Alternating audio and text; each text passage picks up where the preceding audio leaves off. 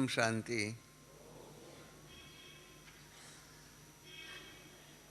बहन जी ने परिचय तो बहुत लंबा चौड़ा कराया, परंतु मूलभूत परिचय तो यही है, मैं एक आत्मा हूँ और शिव बाबा की संतान हूँ।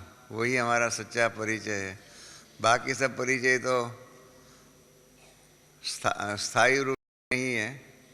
जब तक सेवा में है तब तक जो भी सेवा की जिम्मेदारियाँ ड्यूटीज आदि मिलती है उस प्रकार से करते हैं, और करने के कारण जो ड्यूटी संभालते हैं उसको आइडेंटिफाई करने के लिए कहना पड़ता है कि ये मैनेजिंग ट्रस्टी है या ये है वो है, उस प्रकार से कहना पड़ता है।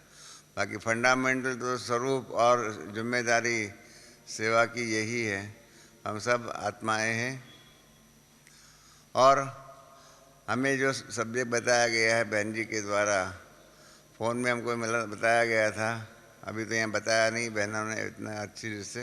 ये बताया था कि कल की मुरली जो है वो, और उसके आधार पर बाबा ने पिछली जो अव्यक्त मुरली जो है 31 तारीख, उसके अंदर बाबा ने अनुभव कराने की सेवा, एक्सपीरियंस ओरिएंटेड गॉडली सर्विस, इसके बारे में थोड़ी चर्चा आप सब बहन भाइयों से करने का और आप सबसे मार्गदर्शन लेकर के आगे का कारोबार कैसे होगा इसके ऊपर विचार करने का था। तो कल की मुरली तो आप सब ने सुनी। बाबा, मैं तो कल कॉन्ट्रास्ट कर रहा था 31 तारीख की मुरली और कल की मुरली। 31 तारीख मुरली तो एकदम फुल स्पीड जेट स्पीड की मुरली थी, और कल तो एक एक शब्द जो है बाबा हम सभी बच्चे डाइजेस्ट कर सके, क्योंकि 31 तारीख की मुरली में तो क्या करना है वो बताया हुआ था, और कल की मुरली में हमें क्या बनना है वो बताया हुआ है। एक में है करना क्या है और एक में है बन कर के क्या करने का है। ये तो आप सब जानते हैं। हमारे यह दैवी परिवार के अंदर जो हमारी पढ़ाई है उसके अंदर 4 सब्जेक्ट है, वो तो आप सबको मालूम है। ज्ञान, योग, धारणा और सेवा। ज्ञान और योग को तो आप सब जानते हैं कि बाबा ही ज्ञान दाता है, सर्वशक्तिवान भी वही है और ज्ञान का सागर भी वही है, और उन्हों के द्वारा जो ज्ञान मिलता है वो यूनिक है। मैं नहीं समझता हूँ यहाँ पर कोई भी ऐसा बैठा हुआ होगा जिन्हों को ये मालूम होगा कि गीता का भगवान कृष्ण नहीं परंतु शिव था। ऐसा अज्ञान काल में किसी को मालूम था क्या? शिव और शंकर के बीच में भेद है वो मालूम था क्या? कलयुग अब बच्चा नहीं है परंतु विश्व परिवर्तन की सीन सामने आ रही है, वो भी हमें मालूम नहीं था। ज्ञान की कई अनेक बातें जो बाबा ने बताई हुई है, जैसे परम धाम क्या है, आदि आदि जो भी बातें जो है वो ज्ञान की सारी बातें जो है वो बाबा की बताई हुई नई नई बातें हैं।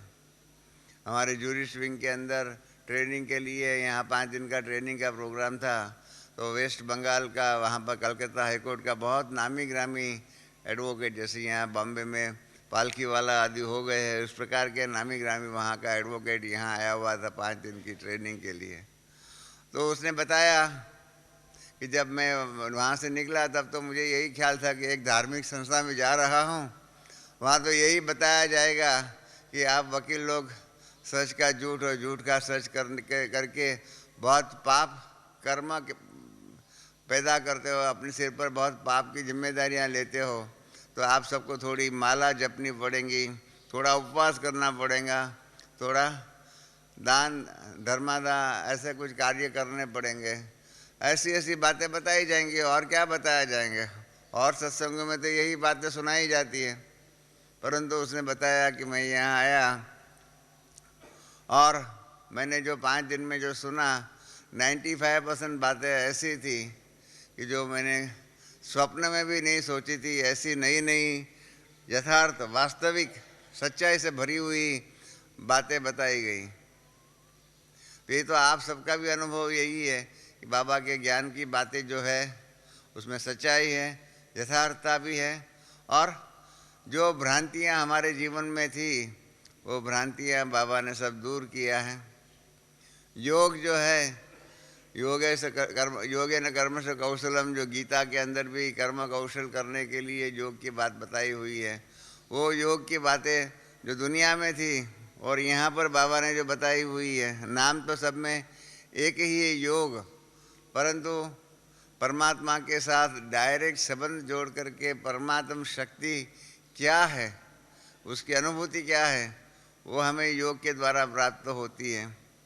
और उसके ही आधार पर हमारा धारणा का विषय है कि धारणा ऐसी है, और इसलिए बाबा ने धारणा क्या धर्म की डेफिनेशन भी बदली कर दिया कि धारणा ततो धर्म, अर्थात जिसकी जीवन में धारणा हुई है। दुनिया में क्या है, गुरु लोग भी जो कहते हैं उसके बारे में भी कहा गया है। अज्ञान काल में हमको गुरु लोग के बारे में कहा जाता था कि गुरु जो कहे वो करना, वो करे वो मत करना, क्योंकि वो कहते हैं जैसा कहते हैं उस प्रकार से गुरु का जीवन नहीं होता है। इसलिए गुरुओं के जीवन के अंदर जाना नहीं, वो जैसे कहे ऐसा ही करना। और इसलिए तो आप जानते हैं वो कहानी है कि गुरु ने वचन दिया कि आप भगवान के श्रद्धा रख करके जाएंगे तो नदी जो है, नदी के ऊपर भी आप क्रॉस करके चले जाएंगे। तो एक बेचारी रबारण थी, मतलब भाई थी, बहन थी, वो गुरु के ऊपर विश्वास रख करके नदी क्रॉस करके चली जाती थी। फिर उसने एक दिन कहा कि हे गुरु जी, आप हमारे गांव, हमारे घर में आइए। तो गुरु जी ने कहा ठीक, मैं आऊँगा। जब नदी आई तो गुरु जी ने कहा मेरे लिए नाव लाइए, बोट लाइए, तो मैं नदी क्रॉस करूँ। उसने कहा आपने तो कहा था कि भगवान को याद करो और क्रॉस कर दो, मैं तो ऐसा ही करती हूँ। क्या तुम भले करो पर मैं नहीं कर सकता हूँ, ये हकीकत है। तो इस प्रकार से बाबा ने जो बताया हुआ है कि पहले धारणा करो और उसके बाद सेवा करो। कथनी और करनी, जो दुनिया के अंदर दोनों के बीच में जो फ़र्क है, ज़मीन आसमान का फ़र्क है। ये ज़मीन आसमान का फ़र्क बाबा ने हम बच्चों के जीवन से निकालने का प्रयत्न किया है।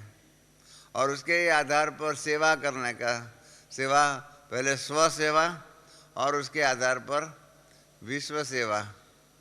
विश्व सेवा के द्वारा ही हमारा पद जो बनता है, योग द्वारा और स्व सेवा के द्वारा हम अपने आप को, जो भी भविष्य का हमारा प्रारब्ध है उसके लिए लायक बनाते हैं अपने आप को। और सेवा के द्वारा, जैसे पिछली मुरली में भी कहा कि राजा बनना है तो अपनी प्रजा तो बनानी पड़ेगी, प्रजा के बिना राजा कैसे बन सकते हैं। तो उस प्रकार से राजा बनने का ये सब बाबा ने लक्ष्य दिया हुआ है। और उसके ही कारण बाबा के ज्ञान के आधार पर हम सब अपना पद प्राप्त करते हैं। साकार बाबा ने एक बार मुरली चलाई थी कि मेरे दिल सिंहासन पर जो बैठेगा वो ही विश्व के सिंहासन पर बैठेगा। तो मैंने बाद में साकार मुरली के बाद में बाबा से पूछा, ब्रह्मा बाबा से पूछा कि बाबा आपके दिल सिंहासन पर अधिकार प्राप्त करने के लिए क्या तरीका है, क्या रास्ता है, क्या सीढ़ी है जिस सीढ़ी के आधार पर हम आपके दिल तक तो नशीन बन सकते हैं। बाबा ने कहा बच्चे एक ही रास्ता है, वो है सेवा। जो जितनी सेवा करेगा उतना उसका पद प्राप्त होगा उसको। ये तो सेवा थी, परंतु कल की मुरली आप सबने सुनी है। मुझे एक सवाल पूछना था, पहले मैं आगे की बात कहूँ। 18 जनवरी 69, हाँ, जब बाबा अव्यक्त हो गए, ब्रह्मा बाबा अव्यक्त हो गए, तब आप में से कौन कौन थे? सारी सभा को मेरा प्रश्न है, 18 जनवरी 69 के दिन बाबा जब अव्यक्त हुए, मतलब उस समय में 69 में इस दैवी परिवार में जन्म ले लिया था, ऐसे कौन भाई बहन जरा हाथ तो खड़ा करे जो होंगे उस टाइम पर। नहीं है, कोई नहीं है, सब एक हैं बहन जी। बाकी भाइयों में तो कोई नहीं है, एक भाई एक पीछे है, मतलब एक दो ही है, बाकी सभी बाद में आए हुए हैं। और 18 जनवरी के दिन बाबा ने सेवा का लक्ष्य जो है बदली किया हुआ था। वो सेवा का लक्ष्य जो है बाबा ने अपना भी पार्ट और सेवा का लक्ष्य दोनों बदली कर दिया।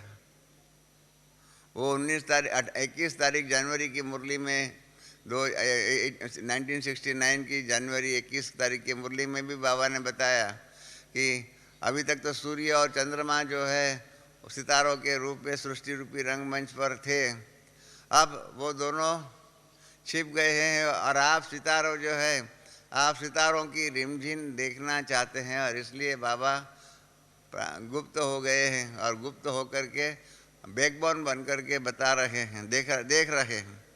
ये जो 21 जनवरी 69 में जो बाबा ने कहा वही बात कल भी बाबा ने कही कि बाबा अभी क्या चाहते हैं। बाबा ने, मैं कल की मुरली का ही महावाक्य पढ़ के बताता हूँ, हाँ, कि बाबा ने कहा कि आज के दिन स्वयं को बैकबोन बनाया।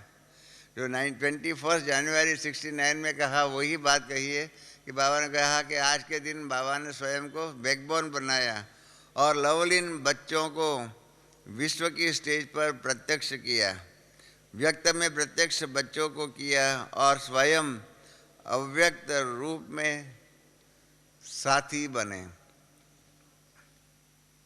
और फिर जो ये 18 जनवरी 69 से जो सेवा का स्वरूप बाबा ने बदली किया हुआ है, सेवा का लक्ष्य, मुख्य लक्ष्य, हमें अपना प्रारब्ध बनाना है वो तो अलग बात है, परंतु बाबा ने जो बताया हुआ है कि 18 जनवरी 69 के बाद हम बच्चों को बाबा ने एक और जिम्मेदारी दिया। वो जिम्मेदारी जिन्होंने 21 जनवरी 69 की मुरली सुनी होंगी, पढ़ी हुई होंगी, क्योंकि आप सबने तो पढ़ी हुई होंगी, सुनी तो नहीं है, एक दो चार बहन भाइयों के सिवाय, तो इनके बारे में भी बाबा ने यही बताया हुआ है जो 21 तारीख को कहा हुआ है वही, कि बाबा अभी क्या चाहते हैं। सेवा का लक्ष्य बाबा ने जो बताया हुआ है उसमें एक जिम्मेदारी दिया है कि बच्चों को बालक से मालिक बनाए, सर्वशक्तिवान बाप को, सर्वशक्तिवान बाप को, प्लीज रीड, इस ध्यान से सुनिए, मास्टर सर्वशक्तिवान बन, मतलब हम बच्चे मास्टर सर्वशक्तिवान बन, सर्वशक्तिवान बाप को प्रत्यक्ष करने का कार्य बच्चों को दिया। आपने सुना समझा कल का सेवा के अंदर बाबा ने हम बच्चों को कौन सी जिम्मेदारी दिया कि हम बच्चों को मास्टर सर्वशक्तिवान बन, सर्वशक्तिवान बाप को प्रत्यक्ष करने का कार्य दिया। और बाबा ने जो कार्य जो 21 जनवरी को जो दिया वो कार्य के रिजल्ट भी बाबा ने कल सुना दिया। बाबा ने कहा कि बच्चे यथा योग, जितना योग होगा उतनी यथाशक्ति, जितना योग होगा, दुनिया में हम कहते हैं यथा योग्य कहते हैं, बाबा ने कल शब्द कहा यथा योग, यथा योग्य नहीं, यथा योग होगा, जितना योग होगा उतनी ही शक्ति होगी। तब क्या करेंगे, सभी बच्चे बाप को प्रत्यक्ष करेंगे। और बाप को प्रत्यक्ष करने से क्या फ़ायदा होगा। ये जो बाबा ने 18 जनवरी अव्यक्त हो गए उसके बाद जो नई जिम्मेदारी हम बच्चों को दी हुई थी उसके परिणाम रूप क्या होगा कि बाप को प्रत्यक्ष करना, अर्थात विश्व कल्याण कर विश्व परिवर्तन के कार्य में लगे हुए हैं बच्चे हैं। तो विश्व कल्याण करना है और विश्व कल्याण करके विश्व परिवर्तन का कार्य करना है, ये सेवा का अंतिम लक्ष्य है। अभी सच्चा सेवाधारी कौन, क्योंकि सेवाधारी के अंदर जो एक्सपेरिमेंट ओरिएंटेड परिसेवा के बारे में हम बात करें उसके पहले सेवाधारी हम कौन हैं, हम क्या है, हमारा स्वरूप क्या होना चाहिए। बहुत सुंदर बात बाबा ने कल कही है। सेवाधारी तो सभी है, सेवाधारी के अंदर कल बाबा ने 3 अलग अलग प्रकार के क्वालिफिकेशन, 3-4 अलग अलग प्रकार के डाले हुए हैं। हम सब सेवाधारी हैं, परंतु कल बाबा ने सेवाधारियों के भी उसके बारे में वास्तविक मापदंड दिया हुआ है। ये मापदंड है तो आप सच्चे सेवाधारी हैं। बाकी जो है सरदार जी जो है सिख संप्रदाय जो है, सिख धर्म जो है, उसमें एक संप्रदाय है नामधारी, माना नाम के सेवाधारी, नामधारी, नाम के सेवाधारी। हम सब सेवाधारी तो है, परंतु कहाँ तक सच्चे सेवाधारी है, कहाँ तक नाम के सेवाधारी है, उसकी बहुत सुंदर प्रत्यक्ष मापदंड बाबा ने कल दिया कि मास्टर सर्वशक्तिवान बाप समान। पहला सेवाधारी, सच्चे सेवाधारी का पहला क्वालिफिकेशन क्या? मास्टर सर्वशक्तिवान बाप समान उमंग और उत्साह में रहने वाले। एक तो मास्टर सर्वशक्तिवान बनना चाहिए और उसके आधार पर बाप समान सदा उमंग उत्साह में रहने वाला, ये दो क्वालिफिकेशन आ गया। और फिर ऑलराउंड सेवाधारी, ऑलराउंड सेवाधारी, सब प्रकार की सेवाएं। ऐसा नहीं कि मैं यही सेवा करूं और कोई सेवा नहीं करूं। कई बार हमने देखा हुआ है कि कहीं कहते हैं कि हमारे से ये सेवा नहीं होंगी, और हर प्रकार की सेवा के अपने अपने मार्ग है। अल्टीमेटली सेवा का रिजल्ट तो सेवा ही है। तो इसलिए ऐसा नहीं समझेंगे कि हमारे से हम यही सेवा करें और कोई सेवा हम नहीं करें, ऐसा भी नहीं। इसलिए बाबा ने सेवाधारी शब्द के आगे एक शब्द ऐड किया हुआ है। सच्चे सेवाधारी कौन? जो ऑल राउंड सेवाधारी हो, सब प्रकार की सेवा के लिए आगे आए। ऐसा नहीं कि नहीं ये हमारे से नहीं होगा, ये हमारे से नहीं होगा, ये हमारे से नहीं होगा, ये हमारे लिए बहुत छोटी सेवा है, ऐसी नहीं बात है। ऑल राउंड सेवा में सब प्रकार की बात आ जाती है। और दो और क्वालिफिकेशन डाल दिए हैं, तब सच्चे सेवाधारी बनेंगे। एक है निस्वार्थ सेवाधारी और दूसरा है बेहद के सेवाधारी। बहुत कठिन बात है ये दोनों बात जो बाबा ने क्वालिफिकेशन दिया हुआ है सच्चे सेवाधारी का। एक है निस्वार्थ सेवाधारी, कोई भी प्रकार का स्वार्थ अंदर होगा ना तो सच्चे सेवाधारी नहीं। दुनिया में सब प्रकार की सेवा में अपना अपना कोई ना कोई स्वार्थ होगा। आज के ही अखबार में है कि कर्नाटक के जो पहले भूतपूर्व मुख्यमंत्री थे और जो सेंट्रल गवर्नमेंट के भी प्राइम मिनिस्टर बने थे, देवे गौड़ा, उसके बारे में है। उसने का सोचा हुआ है, उसने कहा है कि मैं कर्नाटक गवर्नमेंट का जो दिया हुआ सपोर्ट है हम खींच लेंगे। क्यों खींच लेंगे? धर्म सिंह को हमको चीफ मिनिस्टर नहीं रखना है, उसके बदली में उसका खुद का बेटा जो है कुमार मंगलम, उसको चीफ मिनिस्टर बनाना है। सेवाधारी दुनिया के अंदर जितने भी है उसके अंदर कोई ना कोई स्वार्थ होता है और उस स्वार्थ के आधार पर लौकिक दुनिया में सेवा करते हैं।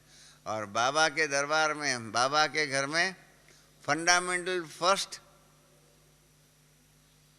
क्वालिफिकेशन है निस्वार्थ सेवाधारी। लौकिक दुनिया के अंदर तो अपने ही बच्चों आदि को आप देखो, जितनी भी पॉलिटिकल पार्टी है सबके अंदर अपने बच्चों को आगे बढ़ाना करना का, इस प्रकार से डायनेस्टी रूल, इस प्रकार से सेवाधारियों के अंदर वो जो सेवाएं जो है वो भी जैसे कि एक प्रकार के सत्ताधारी बन गए हैं। सेवाधारी नहीं है, परंतु लौकिक दुनिया के अंदर देखा जाए तो सत्ताधारी होते हैं, वो सेवाधारी नहीं है। इसलिए बाबा ने कल शब्द यूज किया हुआ है, दो शब्द, एक निस्वार्थ सेवाधारी। अपने आप से पूछिए कि जो भी हम ईश्वरीय सेवाएं कर रहे हैं उसके अंदर हमारा स्वार्थ तो नहीं है। कर्नाटक के ही बहन भाई यहाँ ज़्यादा आए हुए, मैं आपको बताऊं, कर्नाटक के मैसूर के यहाँ पर आए हुए थे, मैसूर हैंडीक्राफ्ट बोर्ड के चेयरमैन आए हुए थे। इन्होंने अपने बहन भाइयों को देखा कि बहुत अच्छी सेवा कर रहे हैं, निस्वार्थ सेवा कर रहे हैं, ऑनेस्ट, यहाँ पर ऑनेस्ट सब काम करने वाले हैं।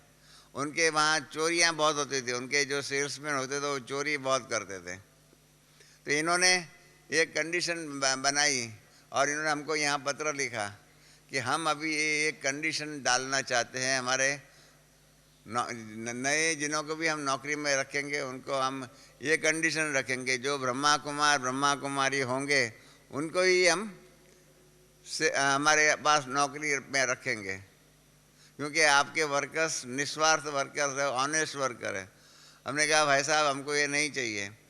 इसका मतलब तो ये हो गया कल हमारे पास जो भी आएंगे वो नौकरी वहाँ पर मिल जाए, उसी स्वार्थ के भाव से हमारे पास सेवा में आ जावे या हमारे पास ब्रह्मा कुमार ब्रह्मा कुमारी बने। इस प्रकार का स्वार्थ का वायुमंडल हम ईश्वरीय सेवा के अंदर कभी भी किसी भी प्रकार से नहीं करेंगे। ठीक है ना? स्वार्थ का वायुमंडल करना चाहिए? नहीं करना चाहिए ना। तो इस प्रकार से बाबा ने कल शब्द बहुत सुंदर यूज़ किया हुआ है, अपने आप को चेक करना है कि मैं निस्वार्थ सेवाधारी हूँ। जब तक निस्वार्थ सेवाधारी नहीं तब तक आप सच्चे सेवाधारी नहीं हैं। ये मापदंड है। और जो सच्ची सेवा है उसका जो रिजल्ट है, उसका जो फल है, उसकी भेंट में स्वार्थ की सेवा का फल बहुत कम है। रुपये में 5 पैसा भी नहीं होगा, जो पिछली मुरली में भी कह दिया कि इस प्रकार से जो स्वार्थ भाव से सेवा करते हैं, मेरा पर भाव से सेवा आदि करते रहते हैं, मेरा मेरा वो भी एक प्रकार का भाव हो गया, ये भी एक प्रकार का स्वार्थ हो गया। और इसलिए बाबा ने दूसरा शब्द कल बहुत सुंदर सेवाधारी की डेफिनेशन, मैं तो रात को ही पढ़ता ही रहा कि ये बाबा ने क्या बताया, कितनी ऊंची सेवाधारी की मंजिल बताई कि बेहद के सेवाधारी। ये बहुत कठिन डेफिनेशन बाबा ने दिया हुआ है कि सेवा में कोई भी प्रकार की हद नहीं होनी चाहिए, कोई भी प्रकार की। बेहद सेवाधारी बताया है, कोई भी प्रकार की। बाबा ने आगे भी कहा ना कि बाकी सब में मैं भले करो, परंतु तो इसके अंदर मैं करो, एक में, बाकी सब में। जहाँ जहाँ मैं से बात आती है वहाँ पर हदें आ जाती है। मेरा सेंटर, मेरा घर, मेरा जिज्ञासु, ये मेरी हदें आदि जो भी है, हर प्रकार की हदें हमको बेहद सेवाधारी नहीं बनाएंगी। और जो बेहद सेवाधारी बनकर जो सेवा करते हैं उसकी जो प्राप्ति है, आप प्रयोग करके देखना, आप प्रयोग करके देखना कि बेहद के सेवाधारी बनकर के सेवा करो और हद में आकर के सेवा करो। आपको जो अंदर से जो खुशी मिलेंगी ना, वो खुशी में भी जमीन आसमान का फर्क होगा। आप अनुभव करके देखो। जब आज बात निकली है अनुभव करने की सेवाएं हैं, जो उसमें पहला तो यही होना चाहिए कि सेवा से जो खुशी मिलती है अपने आप को, उसका अनुभव करना चाहिए। जो बाबा ने भी कहा सदा उमंग और उत्साह में रहने वाले, खुशी में रहने वाले, एक सदा उमंग और उत्साह में वही रह सकेगा। मेरे शब्द आप लोगों को शायद खराब लगेगा, पर ये हकीकत है कि सदा उमंग और उत्साह में वही रह सकेगा जो हमेशा ही बेहद का सेवाधारी होगा। जहाँ हद आई ना, वहाँ किसी न किसी प्रकार का बंधन आएगा, और जहाँ बंधन है वहाँ कोई न कोई प्रकार का स्वार्थ है, न कोई प्रकार की गुलामी है। ये वास्तविकता है। सेवाधारी बनना कोई मासी का घर नहीं है। बाबा को मैंने पूछा था, बाबा ने कहा बच्चे मैं भी बराबर चेक करके लेता हूँ, मुझे भी आप बच्चों में से ही किसी को विश्व महाराजा विश्व महारानी बनाना है। आप खाली, बाबा ने कहा कि मैंने कहा बाबा आप परीक्षा क्यों लेते हो, क्यों ऐसी बातें कंडीशन डालते हो। बाबा ने कहा कि अरे आप मटका लेने को जाते हो ना बाजार में से, उसको भी टक टक करके देखते हो कि ये मटका बराबर है या नहीं, देखते हो या नहीं। बाबा ने कहा साधारण बातों में भी बराबर, चावल लेंगे बराबर है या नहीं, गेहूँ बराबर है नहीं, हर बात में आप चेक करके देखते हो। तो मुझे भी आप बच्चों में से ही विश्व महाराजा विश्व महारानी पद के लायक चुनना है, तो मैं क्यों नहीं चुन करके लूँ। और बाबा ने इसलिए जो बाबा के चुनने की जो परीक्षा जो विधि है उसमें यही है, ऑल राउंड चाहिए और निस्वार्थ सेवाधारी और बेहद के सेवाधारी। इसलिए आज से जो भी यहाँ बैठे हुए हैं भाई बहन जो सुन रहे हैं, अपने आप में नक्की करें हम कहाँ तक निस्वार्थ सेवाधारी बने हुए हैं और कहाँ तक सभी हदों से पार बेहद के सेवाधारी बने हुए हैं। बराबर है? सबका लक्ष्य बराबर है या अभी बनना है? निस्वार्थ के बजाय स्वार्थ के सेवाधारी बनना है और हद के सेवाधारी बनना है, या कल बाबा ने कहा ऐसा बनना है निस्वार्थ सेवाधारी और बेहद के सेवाधारी? क्या बनना है? निस्वार्थ सेवाधारी और बेहद के सेवाधारी। आप देख लीजिए हमारे यहाँ तो क्या होता है, सब किसी को भी परिचय पूछो ना, मैं फलाना सेंटर का हूँ, ये हूँ वो हूँ। अरे इतने तक हम हदों में आ गए हैं। एक भाई ने मुझे कहा विल बनाने के लिए कहा, उसमें कहा कि मेरा अभी जो सेंटर है ना उसको इतना 25% मिले और 25% मेरा जो है ना, मेरा जन्म जहाँ होगा ना, जिस सेंटर में भविष्य में नए जन्म में जाऊँगा ना, वहाँ के लिए 25% आप देना। मैंने कहा वो कहाँ से होगा? आप कौन से सेंटर पर जाएंगे हमें क्या मालूम, और उस सेंटर में आप जाएंगे या नहीं जाएंगे, उस सेंटर की क्या परिस्थिति होंगी हमें क्या मालूम। इतने हद तक अपने आप को हदों में फंसे हुए बंधन में रखे हुए थे कि मरने के बाद नया जन्म में जिस सेवा केंद्र पर जाऊं उस सेवा केंद्र को भी 25% मिले। ऐसी मनोभूमिका वाले हम हद के सेवाधारी बने हुए हैं, जो हदों को हम शरीर छोड़ने के बाद भी छोड़ना नहीं चाहते हैं। ऐसे हम बेहद के सेवाधारी, क्या हद के सेवाधारी बन गए। मुझे तो लगता है कि ये हमारे सेवाधारियों के बारे में बहुत बड़ी और बहुत कड़ी परीक्षा कल बाबा ने दी हुई है कि अपने आप से पूछो बेहद के सेवाधारी कहाँ तक बने हुए हैं। जो बेहद का सेवाधारी है वही सच्चा सेवाधारी है। सच्चा मतलब 100% मार्क मिलने का उसको।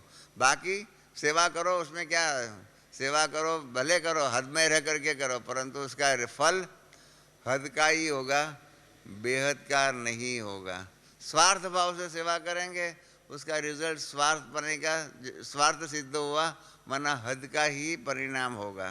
ये बात हमें कल बाबा की मुरली से बहुत स्पष्ट रात को मैंने पढ़ा, और इसलिए बाबा ने आगे भी बता दिया सबको कि मैं बेहद का सेवाधारी हूँ या नहीं, निस्वार्थ सेवाधारी हूँ या नहीं, अधीन हूँ या नहीं। इसके लिए बाबा ने कल सबको दर्पण भी दे दिया।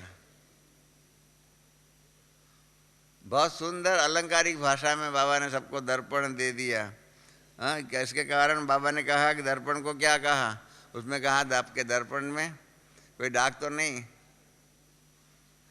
गीत भी है ना, अपने ज्ञान के अंदर गीत है, मुखड़ा देख ले प्राणी जरा दर्पण में, है ना गीत हमारा योग में बजाना भाई, बजा सके तो बजाना आपके पास हो तो।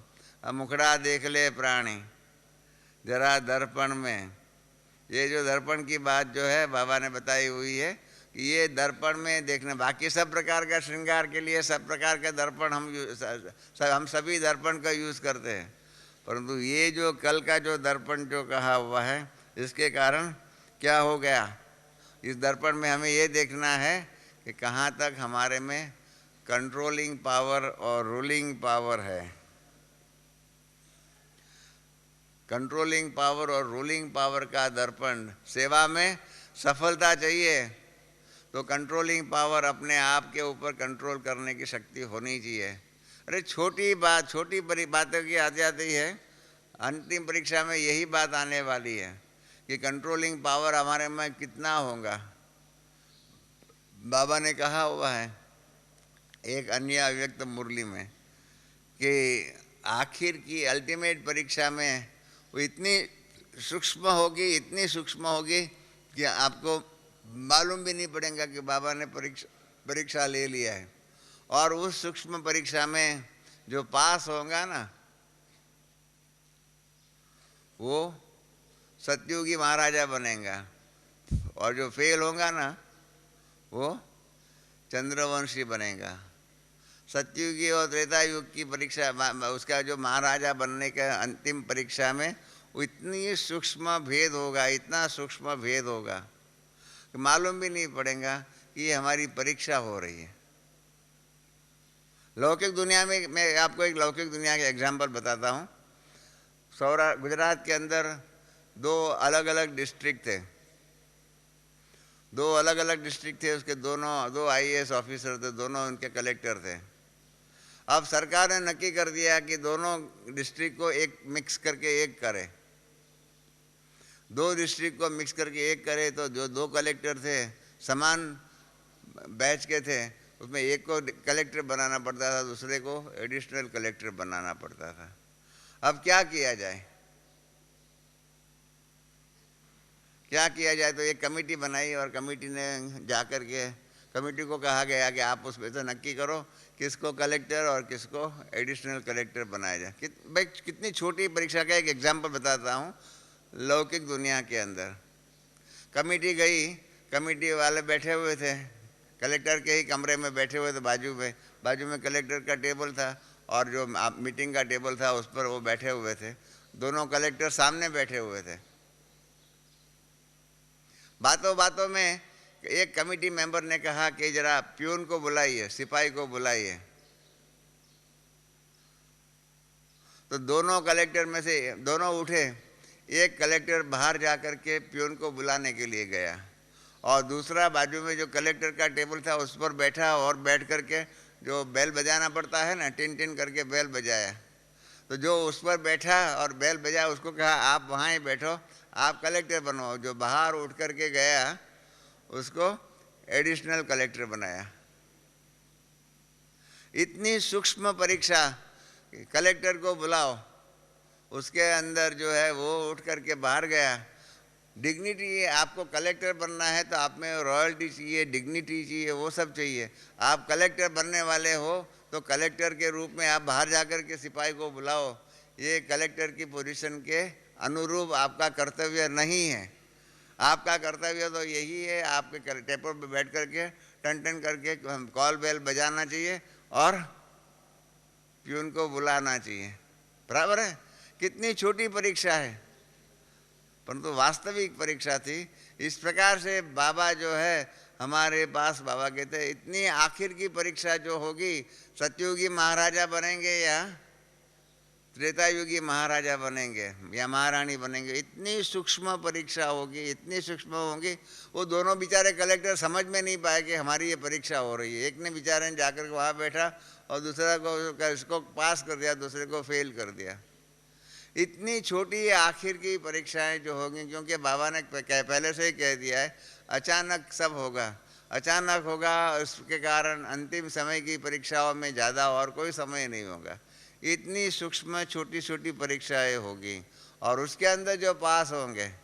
तो इसलिए कल बाबा ने जो कहा हुआ है ना कि कंट्रोलिंग पावर और रूलिंग पावर, इतनी समस्याएं आती है। हम लोग अभी बाबा ने जो जिम्मेदारियां दिया है उसके आधार पर कारोबार करते हैं। कारोबार बाबा इसलिए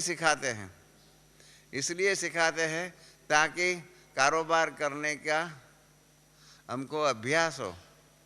अब कारोबार करने का अगर अभ्यास नहीं होगा ना तो कोई भी समस्या परीक्षाएं आएंगी, आप उसमें कर नहीं सकेंगे।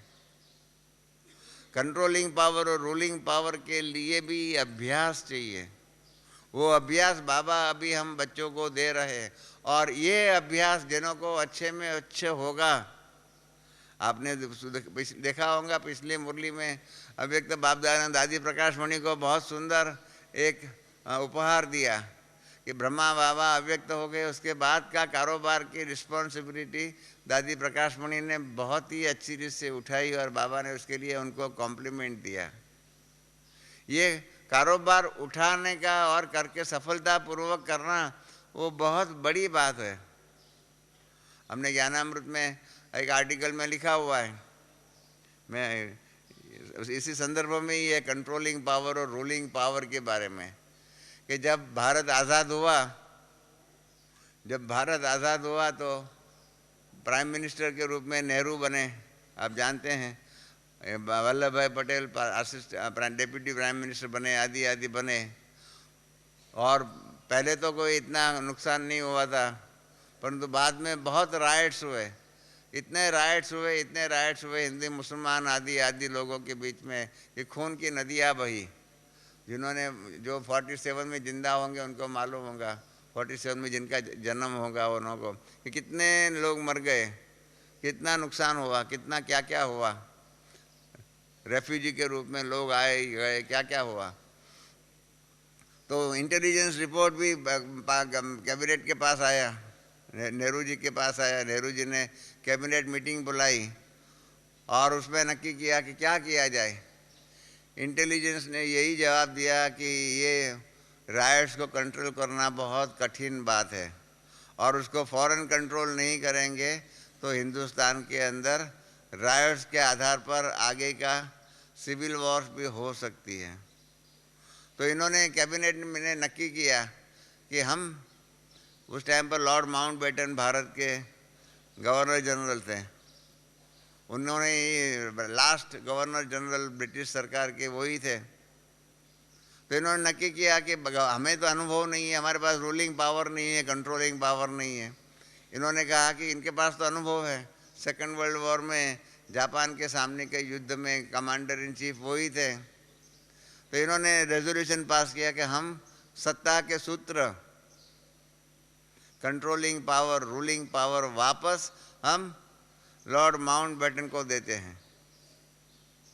लॉर्ड माउंटबेटन को शाम को 4 बजे कैबिनेट मिनिस्टर सब गए लॉर्ड माउंटबेटन के पास और उनको कहा कि आप सत्ता के सूत्र, ये कंट्रोलिंग पावर भारत के ऊपर और रूलिंग पावर आप फिर से संभालिए और भारत में शांति स्थापन कीजिए। सब आप ध्यान से सुनिए ये बात, ये इतिहास की ये बातें हमें भी सीखनी पड़ेंगी। इसलिए बाबा ने कल जो कहा है, कंट्रोलिंग पावर और रूलिंग पावर की कीमत क्या है, उसका वैल्यू क्या है, मूल्य क्या है। तो लॉर्ड माउंटबेटन ने यही कहा, अरे अभी तो आपके हाथ में सत्ता है, हमने तो 15 अगस्त 47 को आपको सत्ता दे दिया। Now you are the controllers, you are the masters, you are the rulers, you control. आप जो भी इतने राइट्स आदि हो रहे हैं, खून की नदियाँ बहती है, उसको आप कंट्रोल करो। नेहरू ने जो जवाब दिया हुआ है ना, वो किताबों में छपा हुआ है। ये जवाब हमारा न हो इसलिए मैं आपको बता रहा हूँ। मैं नेहरू ने कहा कि हमारे में ये कंट्रोलिंग पावर और रूलिंग पावर नहीं है, हमें इसका अभ्यास ही नहीं है। माउंटबेटन ने कहा क्यों आपके पास ये कंट्रोलिंग पावर, रूलिंग पावर नहीं है। उन्होंने कहा हम तो सारी ज़िंदगी हमारी तो आपके विरुद्ध में सत्याग्रह करने में, भारत को आज़ाद बनाने के काम में ही बिजी हो गए कि हमने सोचा ही नहीं कि भारत आज़ाद हो जाए इसके बाद हमें क्या करना है। हमारे पास वो पावर ही नहीं है। आपके पास वो पावर है और अभी वो पावर है या नहीं उसकी डेफिनेशन में जाने के बदले में आपके पास वो अनुभव है, आप अभ्यास, आपके पास वो अभ्यास है। आप भारत की अभी की ज़रूरत है इस कंट्रोलिंग और रूलिंग पावर के आधार पर भारत में शांति स्थापन करो। लॉर्ड माउंटबेटन ने कहा ठीक है, आप कहते हैं तो मैं करता हूँ। और उन्होंने जिस प्रकार से किया, 7 दिन के अंदर भारत में सब राइट्स उन्होंने बंद कर दिए और फिर से उन्होंने बुला करके नेहरू जी को कहा आप फिर से अभी अपना सत्ता का आप सूत्र संभालिए। तो ये कंट्रोलिंग पावर और रूलिंग पावर नहीं है तो क्या होगा, जो नेहरू ने कहा ना, इस प्रकार से जब विश्व महाराजा की पोजीशन हमें मिले और उस टाइम पर हम बाबा को कहे अरे बाबा हम तो सारी ज़िंदगी माया के साथ में युद्ध करने में ही हमारी बीत गई, हमने कंट्रोलिंग पावर भी डेवलप नहीं किया, रूलिंग पावर भी डेवलप नहीं किया, तो हम क्या करेंगे। हमारी प्रजा तो बनाई, हमने प्रजा तो बनाई, परंतु प्रजा के ऊपर रूलिंग पावर, कंट्रोलिंग पावर हमारे पर नहीं होगा तो क्या हमारी प्रजा हमको हमारा सम्मान और हमका रिस्पेक्ट और रिगार्ड देंगे क्या। प्रजा भी बहुत होशियार है। आज की दुनिया की प्रजा देखो ना क्या पॉलिटिक्स में होता है। आज नेताओं आदि का क्या मान है, सम्मान है, प्रजा में कुछ नहीं है। कारण यही है कि उनके पास भ्रष्टाचार ज़्यादा है, श्रेष्ठाचार नहीं है। बाबा हम बच्चों में श्रेष्ठाचार प्रस्थापित कर रहा है और उसके कारण सतयुगी जो भी कंट्रोलिंग पावर और रूलिंग पावर के बहन भाई होंगे विश्व महाराजा विश्व महारानी के रूप में, उनके पास उस श्रेष्ठाचार के आधार पर, उनके पास उनका वो कंट्रोलिंग और रूलिंग पावर के आधार पर विश्व में सच्चा शांति का स्वराज्य होगा। तो ये जो पावर जो है सेवा के अंदर हमें डेवलप करना है, कौन सा? कंट्रोलिंग पावर और रूलिंग पावर। मतलब ये नहीं डिक्टेटरों के पास भी कंट्रोलिंग पावर होता है। वो हिटलर की बात है, हिटलर के ज़माने की बात है। हिटलर ने अपने किताब में भी नोट किया हुआ है उसकी लाइफ में, उसके ऑटोबायोग्राफी में, कि वो हिटलर जब था तो गुप्त रूप में घूमता था। गुप्त रूप में घूमता था तो एक बार वो सिनेमा में गया। सिनेमा में गया तो सिनेमा समाप्त तो हुआ और हिटलर का पिक्चर सामने स्क्रीन पर आया और उसमें है हिटलर बोलने, मतलब हिटलर की जय हो, हिटलर की जय। तो सारी सभा जो है ना उठ गई और बोलने लगी हिटलर की जय हो, हिटलर की जय हो, है हिटलर। तो हिटलर को लगा अरे वाह, लोग तो मुझे बहुत मेरे प्रति सम्मान रखते हैं, इसलिए जैसे मेरा पिक्चर स्क्रीन पर आया और सब उठ करके हिटलर की जय हो, है हिटलर बोलने लगे। ये वो बैठा रहा, हिटलर तो बैठा रहा, हिटलर ने नहीं बोला। तो उसके बाजू में जो बैठा हो उसने कहा अरे भाई खड़ा होकर के बोलना शुरू कर, हिटलर की जय हो, हिटलर की जय हो, नहीं तो पुलिस पकड़ करके तुमको जेल में बिठा देंगे। हिटलर की जय हो, हिटलर की जय हो, वो दिल से नहीं बोल रहे थे परंतु पुलिस के भय के आधार पर बोल रहे थे। क्या चाहिए सतयुग में? हमारी जय हो ऐसा बोलने वाले दिल से बोले या डंडे के डर से बोले? कैसी प्रजा चाहिए हमको? कैसे राजा बनेंगे हम, बताओ? हाँ, हिटलर के माफिक डिक्टेटरशिप के स्टालिन के ज़माने के बाद देख लीजिए वो सब का कैसा था। रशिया में हम गए तो रशिया के अंदर क्रुश्चेव जो है ना, क्रुश्चेव के ज़माने में क्रुश्चेव बोल रहे थे, भाषण कर रहे थे। उसने बताया तो कुछ सभा में कोई ने जरा विरोध में बोला तो क्रुश्चेव ने बोला कौन बोल रहा है, जरा हाथ तो खड़ा करें। तो किसी ने नहीं खड़ा किया। तो क्रुश्चेव ने कहा कि यही हमारी पोजीशन थी जब स्टालिन के राज में, हम भी आप जैसे ही थे। तो स्टालिन ने इतना डिक्टेटरशिप किया हुआ था कि जरा भी विरोध करेंगे, जो भी विरोध किया उसको और कुछ नहीं करने का, गोली से ख़त्म करने का। ऐसा अत्याचार अनाचार करने वाले सत्ताधीश बनेंगे या सबके प्रेम, हाँ, यथा राजा तथा प्रजा, कैसा हमको सत्ताधीश बनना है? तो इसलिए श्रेष्ठ सत्ताधीश बनने के लिए कल बाबा ने हमको दो बातें बताई, कंट्रोलिंग पावर और रूलिंग पावर। तो ये दोनों पावर डेवलप करना होगा,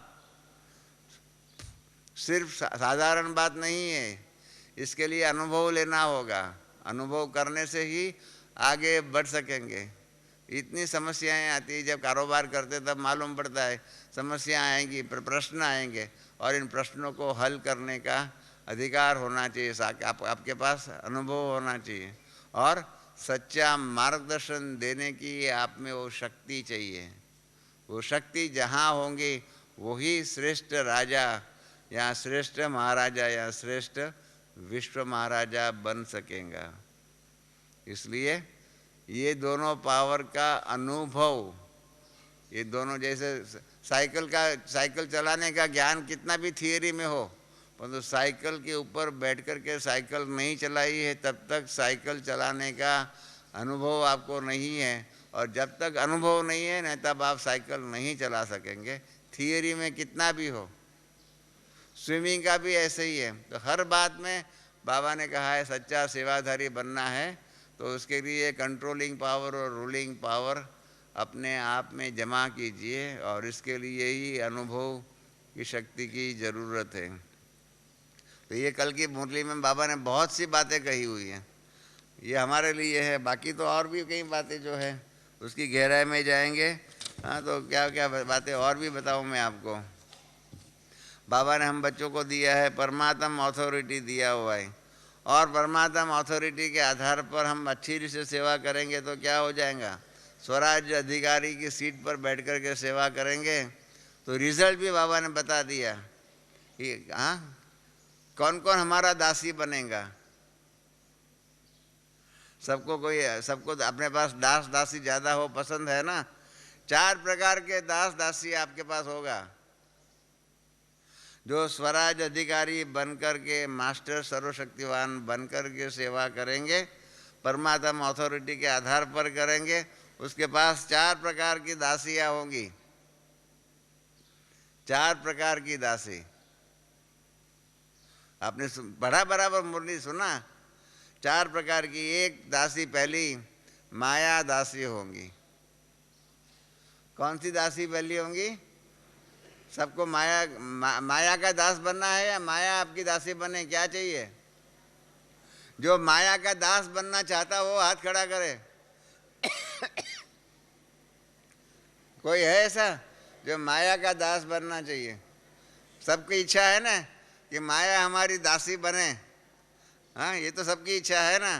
तो ये माया दासी बनेंगी। फिर प्रकृति दासी बनेंगी। सेकंड दासी कौन? प्रकृति दासी।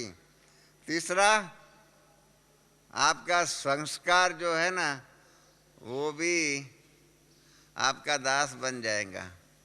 और 5वां जो 2 दासी है और 2 दास है।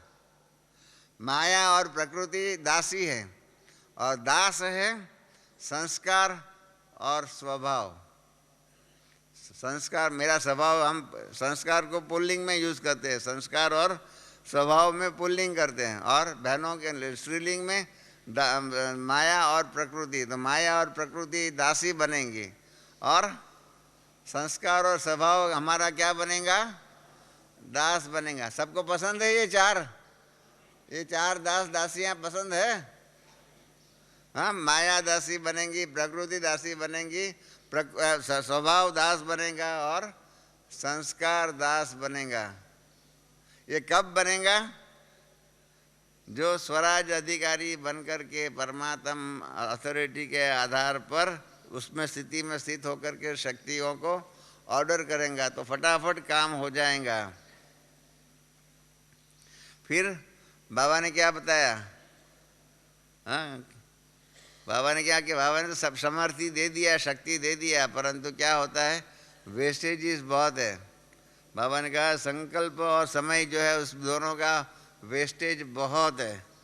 हाँ, बहुत व्यर्थ हम करते हैं। इसलिए व्यर्थ के कारण क्या होता है, बाबा ने कल 3 पोजीशन बताई, 3, नेगेटिव, न्यूट्रल और पॉजिटिव।